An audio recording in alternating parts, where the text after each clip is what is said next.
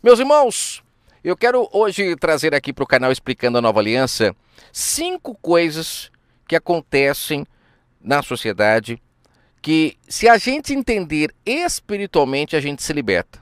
5 coisas. Prestem muita atenção, porque é muito profundo esse áudio. No livro Bíblia, esse livro que contém a palavra do Criador, tem diversos momentos em que se é utilizado coisas do dia a dia para explicar o mundo espiritual, e eu já falei sobre isso aqui no canal.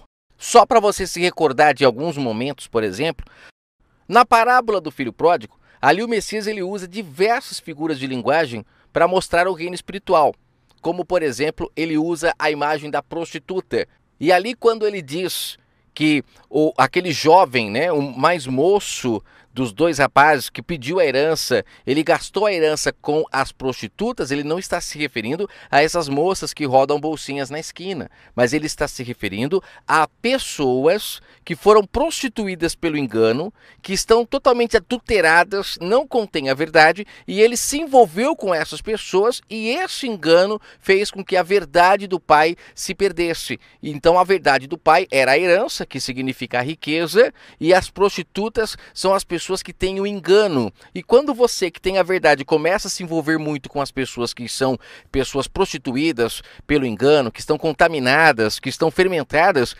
existe uma grande facilidade de você perder a herança do pai. Então ali ele usa o exemplo da prostituta, não literal, mas é uma figura de linguagem. Assim também como ele vai lá para os porcos, que o rapaz acaba indo comer com os porcos, porque é a sequência de quem perde a herança, essa pessoa vai comer com os porcos. E os porcos ali não é literal também, é uma figura de linguagem onde ele está falando que a pessoa que se afasta do Criador, que perde a sua herança, que é o seu Espírito Santo, a pessoa que se afasta do Criador, essa pessoa ela vai comer com os porcos, no sentido de pessoas que não valorizam a verdade, porque em outra ocasião ele fala que não deis pérolas aos porcos. Por quê? Porque o porco não valoriza aquilo que é bom.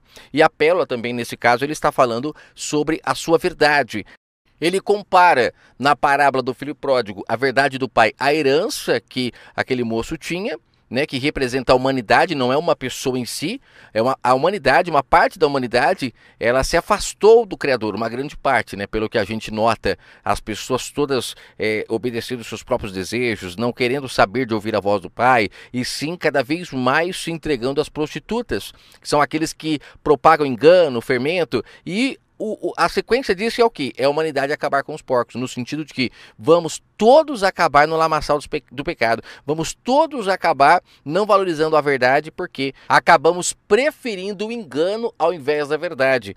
Assim como um porco que não consegue reconhecer uma pérola no meio da sujeiraiada toda, assim também nós passamos a não reconhecer mais a verdade do Pai, porque estamos tão lambuzados da prostituição, do engano, do fermento que jogaram em nossa mente, que a gente não consegue mais reconhecer o que é valioso e o que não é. Então, assim, para ficar bem fácil a compreensão, você conseguiu entender que ele usou o que o porco faz, as atitudes que um porco tem, ele utilizou isso para nos mostrar o reino espiritual. Ele utilizou a prostituta para nos mostrar o reino espiritual. Enxergue as prostitutas de verdade e você vai ver onde elas estão, nas esquinas, cobrando para se relacionar com o povo. Elas não dão de graça, elas cobram. Então, você consegue enxergar as prostitutas, você consegue enxergar o que é o porco, você consegue enxergar todas as metáforas que ele utilizou ali na parábola de forma muito clara quando você abre os seus olhos espirituais. E essas 5 sombras que eu quero trazer hoje vai te abrir um pouco mais os olhos espirituais. A primeira sombra é o seguinte: toda criança ela depende dos pais, ou se o pai não está presente, ela depende do quê? De uma babá, para que ela possa fazer o que é certo e também lhe mostrar o que é errado, justamente para que ela não faça. Então a gente percebe que no livro Bíblia, na história, se a gente dá uma lembrada na história, a gente percebe que existiam as leis, que o povo tinha que seguir. Por quê? Porque eram como crianças aos olhos do Pai, e o Criador do Universo, por não estar presente, a gente vê isso claramente nas parábolas que o Messias conta, que sempre ele fala de um rei que deu ali ali os seus talentos, saiu de viagem. Ele fala de um rei que construiu um lagar, né? E saiu de viagem, arrendou uma terra, construiu um lagar, saiu de viagem. Então a gente percebe que ele não estava presente ali, mas ele contratou babás para cuidar do povo. Paulo chega a falar que as leis do Criador serviam como aios, né, como babás, para guiar o povo. E assim também os líderes religiosos eram uma espécie de padrastos ali que aplicavam essas leis, né, que faziam valer para que o povo pudesse andar no caminho correto. Então a gente entende na sombra que a criança, quando ela não tem ainda maturidade para poder fazer o que é certo e o que é errado, entender isso, então ela precisa de ter quem a guie, quem lhe mostre o que é certo e o que é errado. Depois de uma certa idade, ela não precisa mais de ter esses guias, esses homens que acabam sendo ali os seus pais espirituais. Se ela ainda tem, é porque ela ainda é criança, ela não amadurece nunca, ela se torna criança a vida toda dependendo de ter ali o pai e a mãe mostrando o que é certo e o que é errado para ela. Por isso que o Criador falou através da boca do Filho que era para abandonar pai e mãe, ele falando para o povo de Israel, abandonem pai e mãe, para que vocês possam me seguir. Lucas 14, se alguém deseja me seguir, né? Essa pessoa precisa abandonar o pai e a mãe. E ali não está falando do pai e a mãe físico. Ele está falando do pai e a mãe espiritual. Essas pessoas que foram contratadas pelo Criador para aplicar a lei, né, para que eles pudessem fazer o que é certo e o que é errado. Mas chegando o Espírito Santo, que é o próprio Criador agora habitando em nós, não há necessidade mais de nós termos ainda um pai e uma mãe. Por isso que ele fala, quem quiser me seguir, que significa se casar comigo, tem que abandonar pai e mãe. Por isso que lá no Gênesis ele fala, deixará o homem, seu pai e sua mãe, para se unir à sua mulher. E a gente precisa entender que essa união que ele está falando é a união entre o Criador, o seu Espírito Santo e a humanidade novamente. Vamos para a segunda sombra, que é muito interessante. Toda pessoa, ela só presta conta aos seus pais enquanto ela é solteira. Isso é muito importante, que é uma sequência dessa parte de a criança, né, depender do pai e da mãe. Quando a criança ela vai crescendo, ela ainda é dependente do pai, né, e da mãe enquanto ela é solteira. Ela presta conta para o pai e para a mãe. Só que quando ela se casa, ela já não presta conta mais para o pai e para a mãe. Ela presta conta para quem? Ela presta conta para o seu cônjuge. A mulher presta conta para o marido e o marido presta conta para a mulher. Você conseguiu entender a profundidade dessa sombra? Agora você consegue entender o porquê que o sistema religioso não quer que as pessoas entendam que o Salvador veio trazer o Espírito Santo do Pai para se casar com a humanidade? Por que eles não querem que as pessoas entendam? Eles falam do Espírito Santo como sendo uma terceira pessoa da Trindade, para que você não entenda que esse é o casamento. Se não fosse, o Messias não teria dito lá em Mateus 6 que era para as pessoas entrarem para o quarto agora para se relacionar com o seu marido, que é o Espírito Santo. E lá em João 14 ele fala, eu não vos deixarei órfão, que é uma outra expressão. Ora a Escritura fala do Criador como pai, ora fala como marido. Lá em João 14 ele fala, não vos deixarei órfãos. Significa agora que as pessoas não precisariam mais do pai, da mãe ali, terreno, porque agora o pai dela seria o próprio Espírito Santo. E ao mesmo tempo também o marido, aquele que a gente se relaciona com ele no quarto, no nosso entendimento. Porque quando ele também fala quarto lá na oração do Pai Nosso, ele está falando do quarto espiritual, que é o nosso entendimento, aonde o Pai habita, a tenda do Criador, o nosso entendimento, a tenda do Criador. Você entendeu? Entenda o que eu estou falando. A mensagem do Criador precisa entrar na tenda, no seu entendimento. E aí sim, você ali, deixando o Pai falar com você, você passa a não mais prestar conta para os seus pais, mas prestar conta para o seu marido. A terceira sombra que eu acho muito interessante é o animal. Sempre que eu vejo um animalzinho, já me vem a sombra rapidamente no entendimento. O animal, por ele ser irracional, ele precisa de grades, ele precisa de ter guias. Você não pode simplesmente pegar um animal e andar com ele solto na rua. Você tem que colocar o quê? Uma coleira nele, que é uma guia. Quando ele vai para um lado, você puxa ele para o outro. Quando ele vai para o outro lado, você puxa ele para o outro. Ou seja, a coleira ela é uma guia ali para você manter o animal andando, fazendo o que é certo, porque senão ele sai mordendo todo mundo, ele sai picando todo mundo, dependendo do animal, né? Então você vê que os animais, por eles serem irracionais, eles precisam de ter ali aquele guia, ele tem que ter a grade, porque senão, imagina, você não colocar grade, por exemplo, para um leão ou para um pitbull. O que acontece com esses animais? Eles saem mordendo todo mundo, né? E aí o caos tá criado. Então, o que acontece? Quando você abre os seus olhos espirituais, você percebe que os animais, eles são uma sombra da humanidade sem a presença do Espírito Santo, que são irracionais, dependendo de homens para dizer para elas o que é certo e o que é errado, que são as coleiras, né?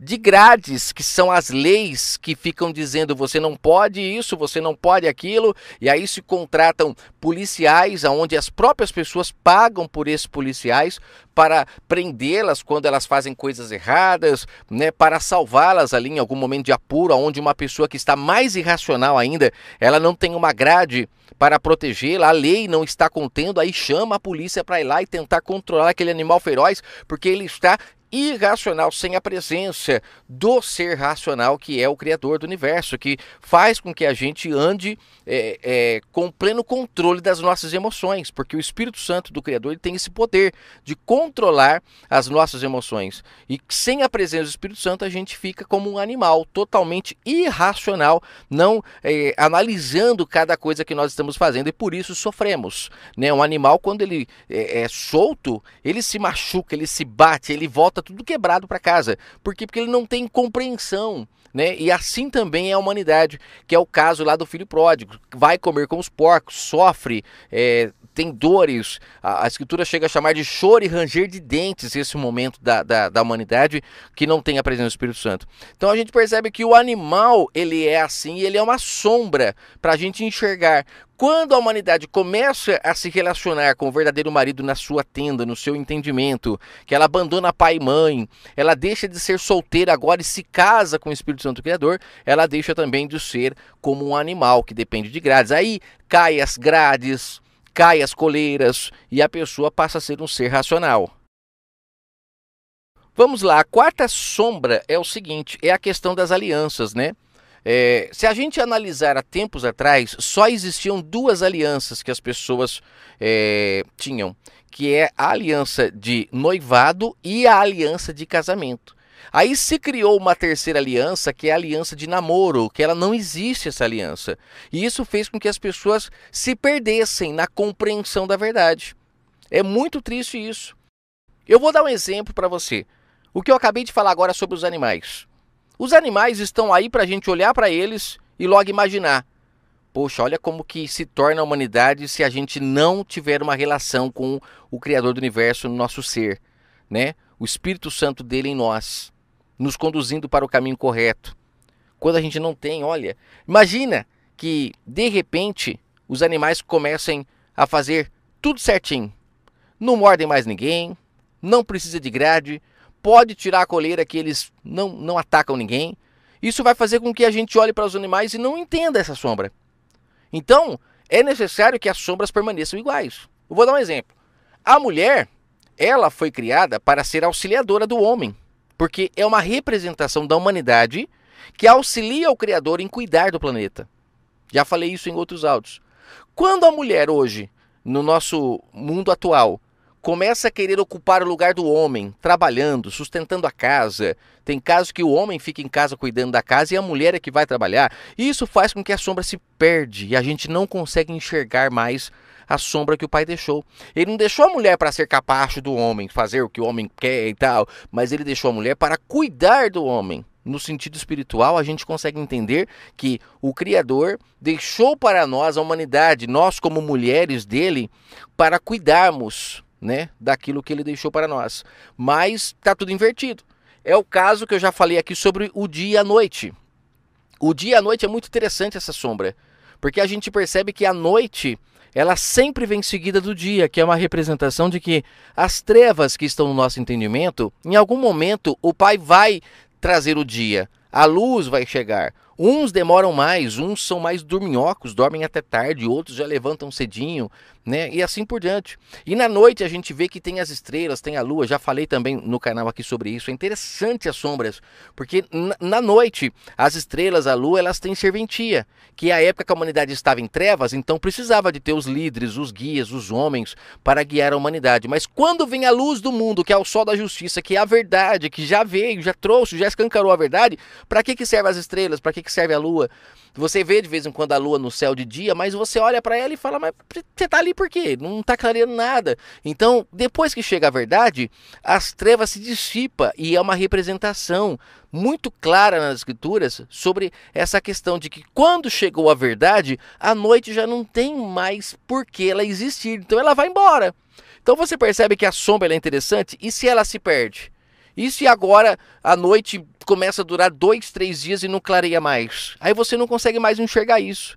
E se de noite não tem mais estrelas no céu, não tem mais a lua, não tem mais nada? Aí vai ficar um breu, ninguém consegue compreender nada. Imagina quando chega de manhã, você está esperando que a noite vá embora e a noite não vai. Então a sombra ela tem que ser sempre real. Então as duas alianças, é isso que eu estava tentando falar. Quando colocaram a aliança de namoro, as pessoas se perderam. Mas a velha aliança no livro Bíblia é a aliança de noivado. E como que é um noivado? O noivo não se relaciona com a noiva. A noiva fica debaixo dos pais e os pais cuidam da noiva, que foi o que o Criador fez com o povo na velha aliança. Deu para eles as leis, para aqueles homens cuidar da noiva até a chegada do noivo, que é o Espírito Santo do Criador, o noivo, viu? O sistema sempre fala que é Jesus, o noivo bate a porta. Não, o noivo é o Espírito Santo do Pai que estava nele.